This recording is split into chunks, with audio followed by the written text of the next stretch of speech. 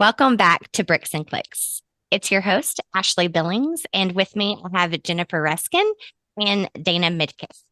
Hi. Dana is all things Amazon handmade, so I wanted to pull her on to Bricks and Clicks today to kind of discuss what that journey has been like for her. We don't deal with a lot of handmade items, so I'm super excited to get to learn all the new A lot things of that's Amazon going people on. haven't. Good. Just to learn all the new things that she has going on, kind of her journey that's got her onto Amazon Handmade and how that began. So let's welcome Dana. Hi, Dana. How are you today? Hi. Thanks for having me. Absolutely. So I would love to hear if you'd like to start us off just telling us a little bit about how you even started with Amazon Handmade and how that became about. Yeah, so Amazon was not a part of the picture in the beginning. I've been in business for 10 years. Amazon Handmade was not even a thing until 2015. So I started in 13. And so it was very different than when I have these conversations with my Etsy friends and my other handmade friends. It's very different than when I have these conversations with my Amazon friends, because they look at me and they're like, "Oh, like you're like a legitimate business, like you're actually making your things." And not that everyone else isn't, but Amazon's a different animal that doesn't really fit us. So we definitely started very small. Like it was in my basement, just making things, trying to make ends meet. I was actually a full-time CPA, so I was working 50 to 60 hours inside of right now. Like right now, Yeah. 6 years or 7 years ago, I would not be here. It's April 13th as the day of we're recording. And it was a completely chaotic life. At that point, when I started my business, I had two kids. Now I have three. So this is all they've ever known, but it kind of grew. But Handmade opened in October of 2015. So they created this category to try to like steal the Etsy customers, because at that point, Etsy was really the only place to like massively sell your items. And there's a lot of Amazon sellers that have turned around and started to sell on Etsy in their own ways, based depending on what they sell. But Amazon kind of did the same thing. They saw this huge market, and so they opened up Amazon to us. So we for until 2021, so for 7 years, we had a completely different listing format. Everything did not look and work the same. And so I also sell the supplies related to my handmade items. So I had and still do have like what we call regular Amazon, which is funny because like you all are like, what does regular Amazon mean? That's literally what we refer to it in my community. I had regular Amazon listings, and then I had these handmade listings. We didn't have the option for like variations. None of that was an option until they kind of swapped us over in 2021. So they gave us the opportunity, but they gradually gave us the pieces that made us true Amazon just recently. Right. I was reading up about how it is basically you have the same seller account as just a Mhm. normal It's a Amazon. category. Handmade is simply a category. So if you get Mhm. approved to sell in shoes, great. If you get approved to sell in handmade, Right. it's just a category. Yep. Awesome. I have a question Go for Yes. it. because I think people that are selling on Etsy, they have a hard time figuring out, well, what do I do next? So we had a client a few months ago that we work with for some hourly work, and they had built a pretty substantial Etsy business, and they Mhm. were like, "Can we replicate this on Amazon?" Right. And we were like, "I don't know, but we're going to try." And we didn't Yep. even do it through Handmade. We just Yeah. did like through a regular Seller Central listing. Yep. And I think we were all really surprised with how quickly they grew. And I think all that name recognition and the people that were already buying over on Etsy started to see their products on Amazon, and they were like, "Oh my God, this is now easy to buy. And I can Yes. even do like subscribe and save if I want to on some of these party items." So I'd love to hear your thoughts on people that are currently selling on Etsy or some homemade channel, or they're going to farmers markets and they're selling their bracelets. And is it worth moving into an Amazon model? And if so, what do numbers look like? What's the scale look like? Yeah. So that is the biggest struggle in talking to I call them my people, just handmade in general.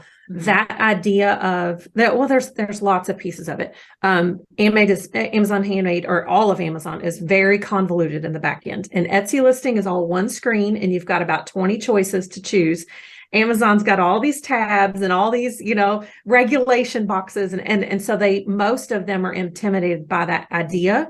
So they don't even pursue it. So the ones who do choose to pursue it are the ones who are having like crazy success, because if you're truly making something that your Etsy customers are used to getting on Etsy, the chances that you are selling something different than 99% of the rest of Amazon is pretty dang high. Because we are, as I talked about, fake, not fake, but like pseudo real businesses, so the item that I make, you can buy a Chinese version for about $20, but I can still sell my $100 version all day long because it's not the same. And you can't get a Chinese replication of what I do. And so the people who are kind of already making or kind of already doing, they're very ingrained in loving what they do. And so this idea of expanding into an Amazon platform for most of them just feels like it's not feasible, because it's a platform that we're 8 years into Handmade, and I can tell you most Etsy sellers don't even know, one, that it's a thing, two, to even apply or how it would work. But the scaling of it is something that the conversations I have with people when they ask, should I do this next? Well, you kind of got to have your ducks in a row before you get on Amazon. You can't get in and be like, what do you mean they want me to answer messages every 24 hours? Like, I mean, Etsy wants you to do that, but they're not going to shut you down because you're not following those type of rules. So you have to know how to scale. You kind of already have to have that piece in mind. For packaging, for photos, like all of those things. A lot of people who start out on Etsy kind of figure that out as they go. You can't really do that with Amazon because you kind of just have to know your business first so that you can, one, fulfill the orders, and two, get found inside of a massive platform. So for us, scaling went kind of gradually. We are definitely not the norm of handmade businesses. I do own 2 warehouses and have employees and the whole 9 yards. But that took a huge mental shift from being a handmade business to being a full-fledged business. So that's kind of, it's something that I challenge people to look at the mindset of what that would look like, and the possibilities it could bring, but it's not necessarily the right next step for everybody. I still have questions from this. Ashley, I don't want to take over your podcast. No, so anytime you interject back fine. in.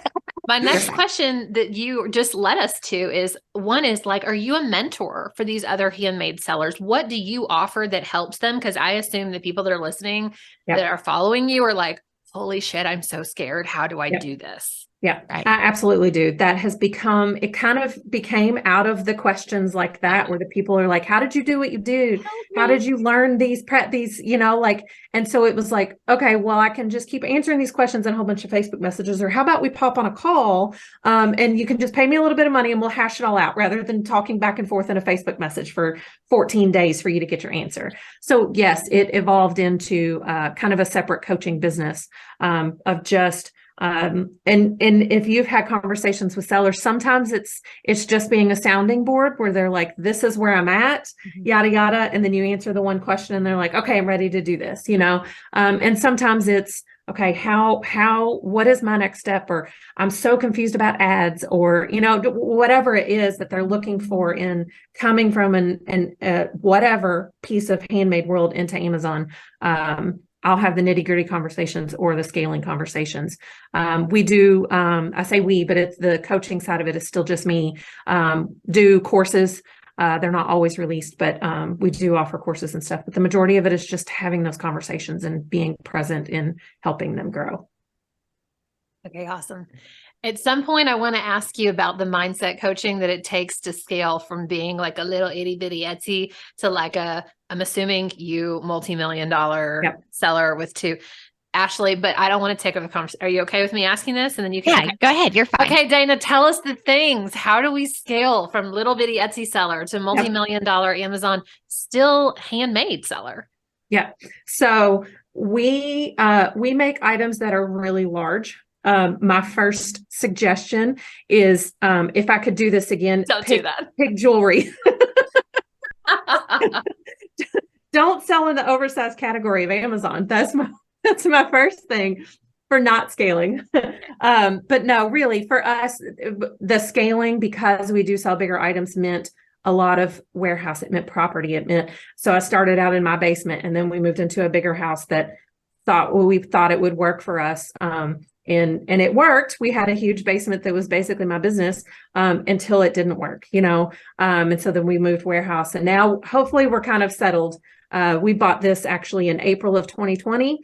So all of my coworkers, we quarantined together as we moved all of the things into this warehouse. But the scaling came from us, and from me in my mindset in general, from taking that huge step. And that's the biggest struggle that a lot of the people that I'm working with in coming from just a small handmade business to what could this become. The biggest thing that they struggle with is hiring that first person and going, okay, what can I give them? And so when I look at them and go, okay, if your business, you cranked it all out and you made $100,000 in revenue last year, that's great. What could you do if you turn around and hired somebody to do $10 to $20 an hour, depending on where you're at in the country? What if you hired somebody at a rate to take some of the menial things off your plate? How much more could you turn that $100,000 into? And getting them to commit to that. Like, I literally had a conversation with somebody yesterday, and she's like, but like, how do I do that? Like, do I just write them a check? And I'm like, you like, just take the step, so that when I started to hire, and then I would have somebody take something off my plate, and I'm like, well, what else can I give them? And then they were like, Dana, I'm overwhelmed. I'm like, okay, well, then I need another person. Mm-hmm. So for me, it was that mindset shift of going, this cannot be what I can possibly see it could be if I keep holding on to all the things that I should not be holding on to. I should be the visionary. I should be the planner. Let me figure out each task enough to master it, hand it off, and let them run with it. I hope all of our clients and future clients are listening to this podcast. Listen to Dana. Yes. Hand off your shit. Stop trying to wear all the hats. It's not possible. You can't grow, because to your point, you reach max potential, and congratulations, you made $100,000 a year. You probably worked your ass off. You probably could have gone to McDonald's and made more money. You're not going to make more than that next year. It's literally going to stay the same. You have maxed out your number of hours a day. Your family's all mad at you because they never see you. Whatever it looks like, you've capped yourself at that until you decide that something's going to be different. I think a lot of business owners have a hard time with trust, like trusting that God/the universe is going to bring in more business, that they can, that to support them and their staff. And I'm curious if you struggle with that at all. In the handmade, the trust is, yes, it's a piece of that, but I'm telling you, we're even smaller than like looking at the universe. They're looking at it and going, I made this pretty thing. No one could ever make it as pretty as me, but what I found is that sometimes my people made it prettier than me, and when the first time somebody came to me with this product that they had made, that was like, they had just done it like an extra 10% over the way that I did it. And I was like, dang, I wouldn't have never had that beautiful product had I not given it to somebody and trusted eventually that they could make what I make. And so the handmade people, that's the trust piece that they hold on to, is how could I ever get somebody to do this? But I started from scratch. I just browsed Pinterest and just played with it. And so as soon as I taught other people and gave them the freedom to do that, they figured it out the same way I did. And I also think about the hit by the best. If you're a business owner and you get hit by the best, what happens to everything that you've built, or what happens to your $100,000 a year that you were putting into your family and paying for the kids' braces? It's completely evaporated. Right. And so I love that you're offering coaching in this, and that you can help them release the need to control and create all their things and create replicable processes. Yes. Processes are my jam.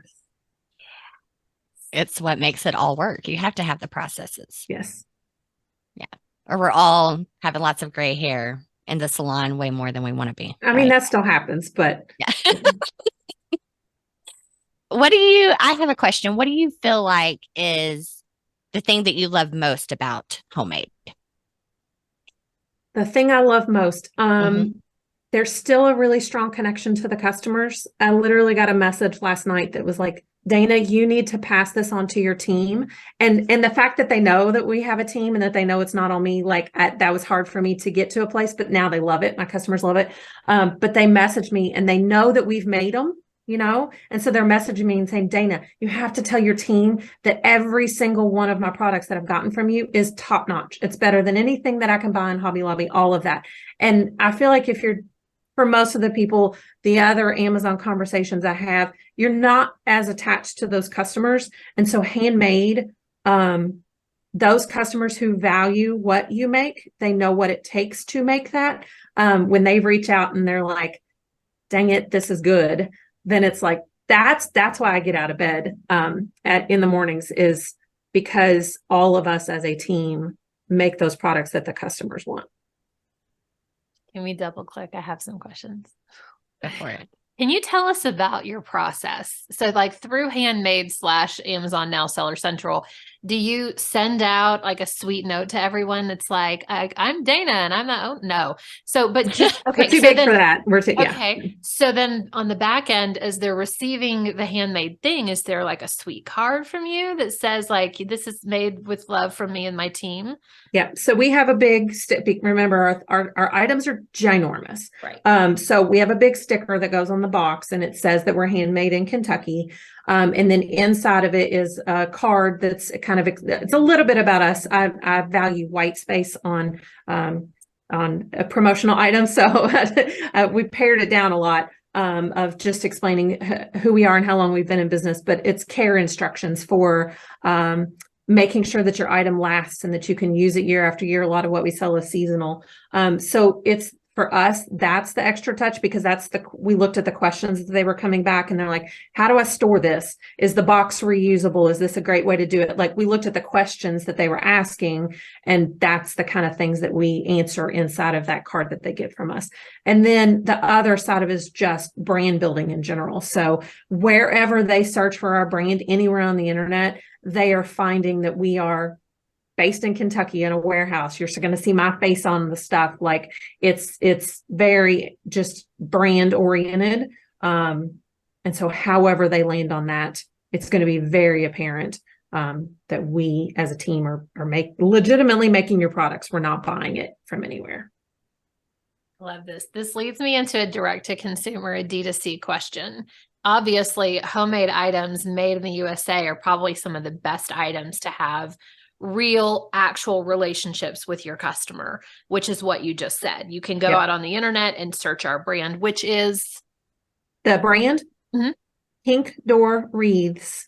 Pink Door Wreaths. If you go out on the internet and you search Pink Door Wreaths, are you on every social platform? Yes. Are you on TikTok? Yes. Yes. Yes. To what extent we can be. Yes. I love that. It's a lot. It's a lot. It is a lot. Yes. It is a lot. That's why we added marketing services last year, because we were like, and this leads me to my question. Yep. Let me just back up for 1 second. So you started on Etsy, right? I started just selling on Facebook to start with. Wow. Okay. So we were doing like Facebook Marketplace even before that was a thing. Oh yeah. Mm-hmm. Maybe Etsy. Yes. Amazon Handmade. Yes. And then, so to me, like the next step to that is like, okay, how do we get even closer to the consumer? Because we're not owning our customers in these places. Correct. So you do email marketing. What are your direct to consumer strategies? Like, where are you now today, and where are you focused on, or where are you seeing the growth? So for us, the growth, Amazon this economy is wonky. So we sell very, disposable income items. And so writing on the wall, as things were changing between 2020 being super high for e-commerce, kind of leveling out now is what I feel like it's been. Amazon for us, the goal for us, I don't think I want to grow any bigger inside of Amazon. We are massive. It's a lot. We sell really big items. And so the FBA fees related to that are ginormous. So for us, the next logical play was to really, really work on Shopify, our own website, owning our brand. So as we started to feel like we had a systems and processes for actually staying up on social media, it was like, okay, I'm getting these people seeing this.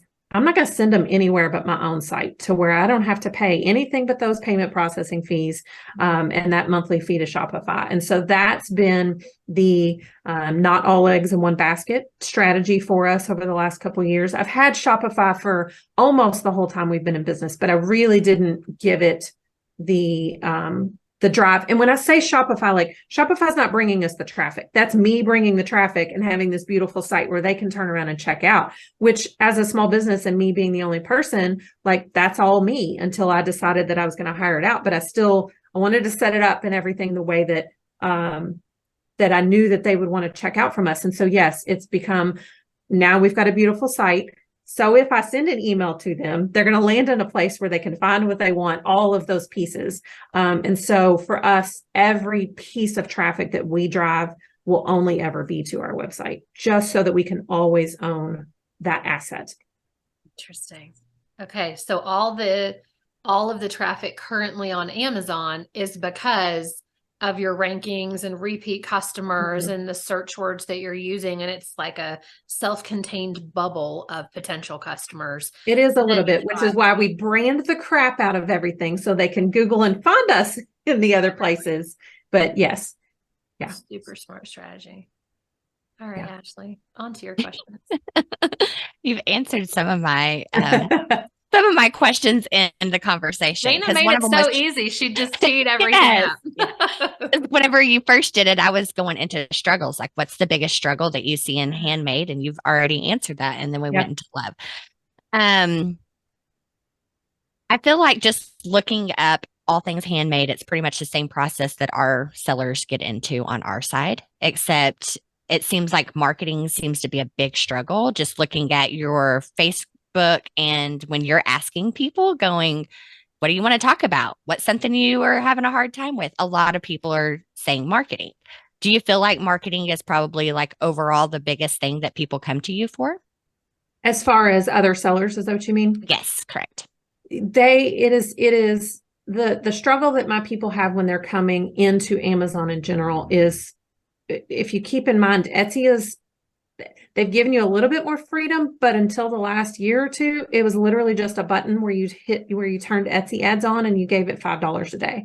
And then if that went well, you gave it $10 a day. And that was all the control you had over it. So when people tell me, okay, I'm in this campaign manager, like, what does an ad group mean? And so they're just confused. It's too big. It's too complicated. It's very, very, very different than every other piece. And I can tell you that the majority of the people in my community don't understand or don't even touch Google ads, because it's the same complexity of some of them I have to explain what A/B testing is, that you're talking to people who, a lot of them just started sitting on their couch making a craft while they watched movies at night. And then it became this thing. And they're like, what do you mean I have to learn what broad, phrase, and exact means? And that's not what I signed up for, So that's a struggle for just understanding the concept of that it's not just turning on a campaign and letting it go. It's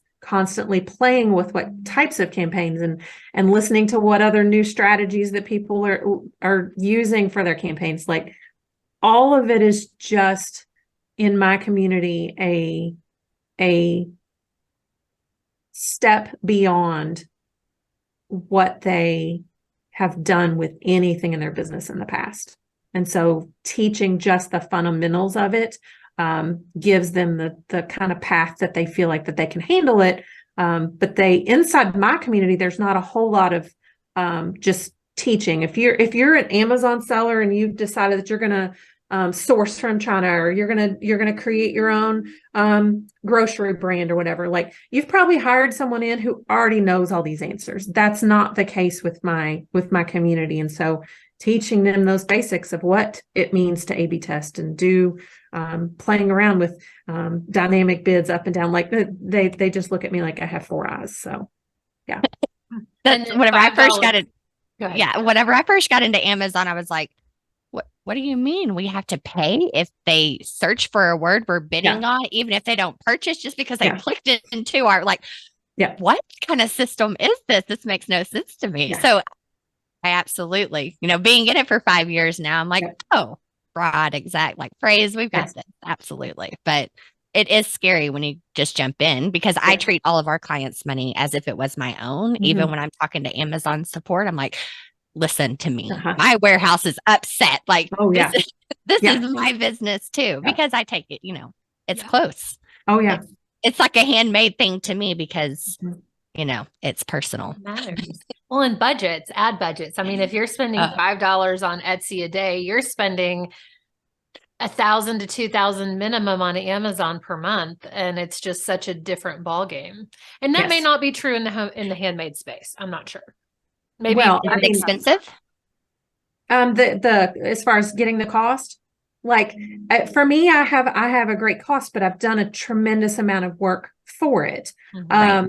It kind of depends. Part of that, we are still handmade is the category, but like you can have handmade t-shirts or handmade shoes or so you're still competing with the other people who sell shoes or who sell t-shirts or who sell jewelry. You qualify as handmade, and so not everyone has the same cost. Some people have different seasonalities regarding when their costs are better and when they're not. So it's at least because I've run the supplies brand, so like I have other things outside of the handmade category that I can get the cost fairly the same or reasonably the same, but it's just the work that it takes to get it there rather than just turning it on and being fine with.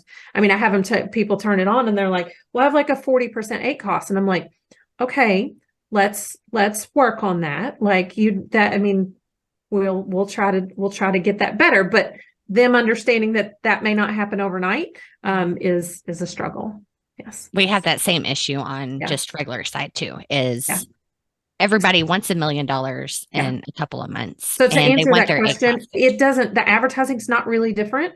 Some of the verbiage and stuff is handmade, but when I said that the sellers don't know that handmade at Amazon's a thing, neither do the buyers. So they're not necessarily always searching for the word handmade. They're just searching for drop necklace, and they may end up with a huge supplier's drop necklace, or they may end up with Susie's drop necklace that she handmade in her home, and so the buyers aren't necessarily using that word. So it's not always something that comes into play for every category. I bet that's tough because you're competing against every other listing in your category, handmade or not. Most of it's China, right?